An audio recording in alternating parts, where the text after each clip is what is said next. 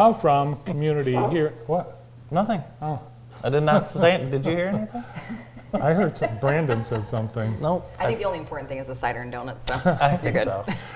so. We're happy to welcome to the show from Community Hearing Center, Dr. Kelli Bogue. Good morning. Hey guys. Good morning. How Good are morning. you? I'm good. How are you guys? Good. I'm great, and I can hear well because, or good, I can hear good. I Well, can hear yeah, good Well, either one. because of Dr. Kelli Bogue. Me too. You know why? Why?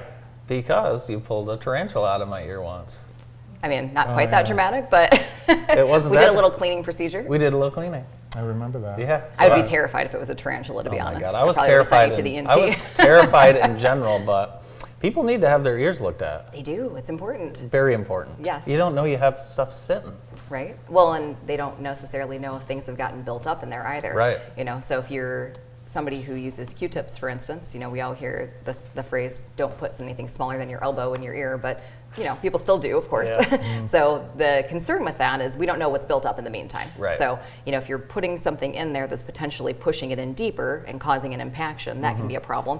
And it can almost create like an earplug type effect. Sometimes we get that out and people are like, oh my goodness, you know, Yeah. I feel like my hearing's gone back to normal. That is not typically the case when somebody comes in with a hearing problem, but it is nice if that's something that's able to resolve their issues.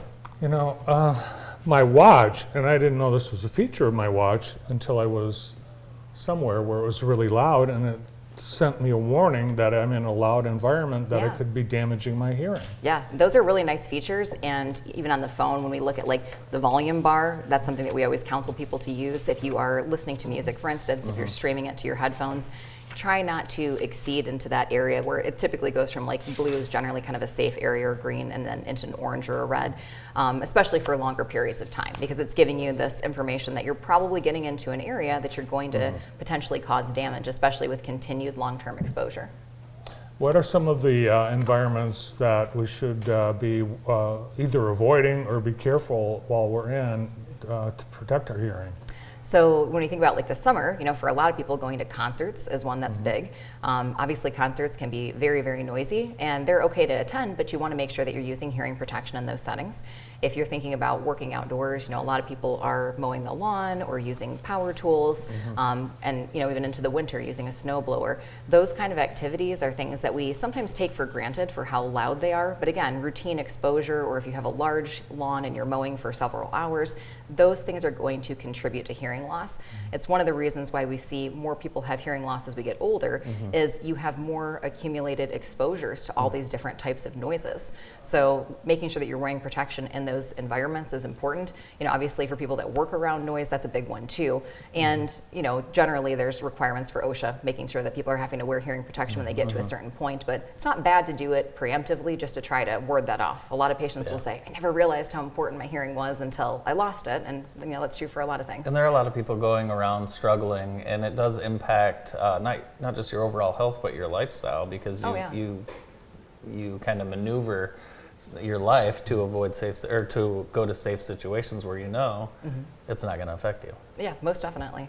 You know, and there's so many different co-occurring conditions with hearing loss that people don't always realize you may be more likely to have hearing loss because of some of these different situations.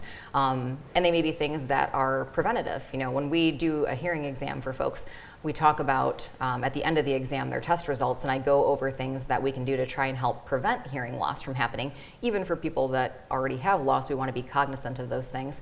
One of those examples is medications.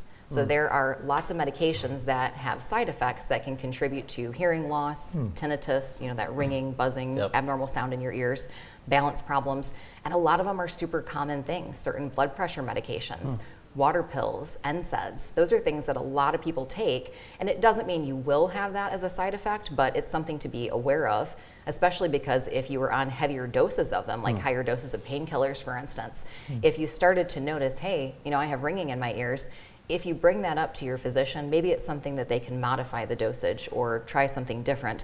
And if we do it soon enough, there's a better chance of you having reversal of those symptoms. If you're on it for a long time, you know, if you've been on a water pill for 40 years and now you have tinnitus, it's probably not going to go away just because you go off of it. So being cognizant of those changes, and even just other elements of our health that make a big difference. Anything that changes our vascular system, things that change blood flow, can negatively impact our hearing. Is hearing loss always gradual?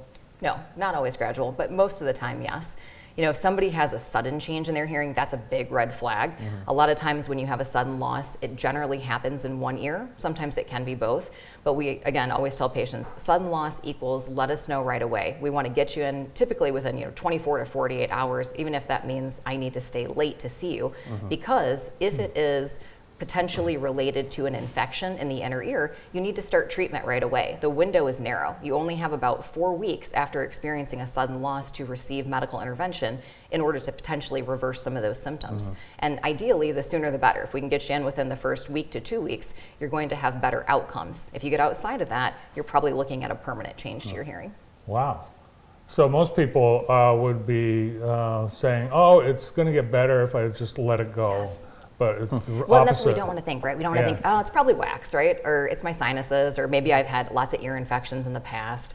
It could be those things. And hopefully that is the case, that it's not something more serious. But if you experience that, we want you to, come in and let us see, which is another reason why it's good to have a baseline. We want to update your hearing test from time to time so that, if you came in 2023 and we saw where things were, and then a couple of years down the road you said, hey, I'm having trouble with my hearing, I get you in and we see you've had a substantial change that would be outside the realm of just kind of a normal sort of decline that we would expect with exposure. We want to make sure that you are referred appropriately. So. Yeah, and there's other reasons to not wait, because I know we've talked about this many times. People put it off until they can't stand it anymore, or their spouse can't stand it anymore. Yeah, and that's a big one, right? So family members, whether it's your spouse, it's your adult children, even motivated by not hearing grandchildren's voices. Those are things that, a lot of times will encourage people to get in. They're positive motivators if somebody else in your life is helping you with that, but there's so many different things that correlate with untreated hearing loss, even things like for working folks, the ability to advance in your career. I've had lots of people tell me I was not able to hear in meetings, and so I couldn't contribute. I had good ideas, or somebody would ask me something, I'd kind of just nod and go along with it. And if you aren't able to hear those things, then you can't progress further. Let's take a look at this bar graph here. Explain to us some of these numbers and what they mean. So if somebody is seeking treatment for their hearing loss, these are some of the things that we see are most important to them when they are looking at trying to treat the loss. If they're looking at devices, they want, typically the most important thing people are wanting to address is their ability to understand conversation and noise.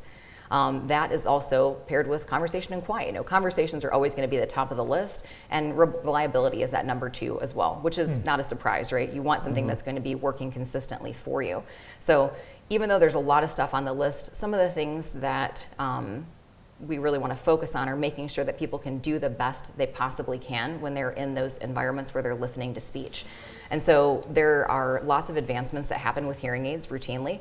I tell patients I typically see a pretty appreciable difference in technology about every 2 years.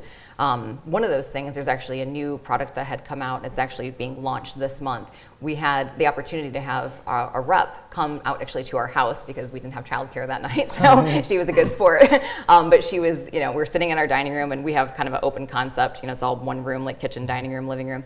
And so she's like, okay, I'm gonna have you put these hearing aids on and let's test them out in here.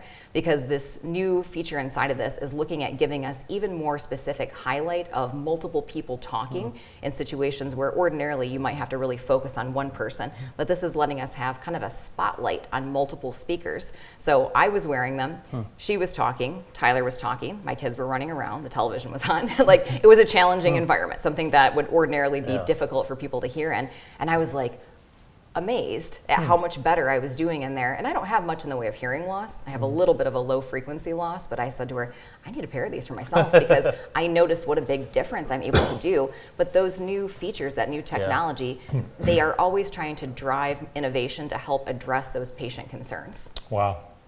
So don't put it off. Don't. And you know what else we should do today? Wow. We should say hi to Tyler, Dylan, and Emerson, all tuned in. The rest of the Bogues. Yep. Family business for sure. Yes. Yes. And Dylan, get better soon. Thanks for coming in today. Thanks for having me, Thank guys. you. Appreciate it. From Community Hearing Center in Jackson on 4th Street, Dr. Kelli Bogue. More of the morning show with the folks from Vandercook Lake Schools coming up next.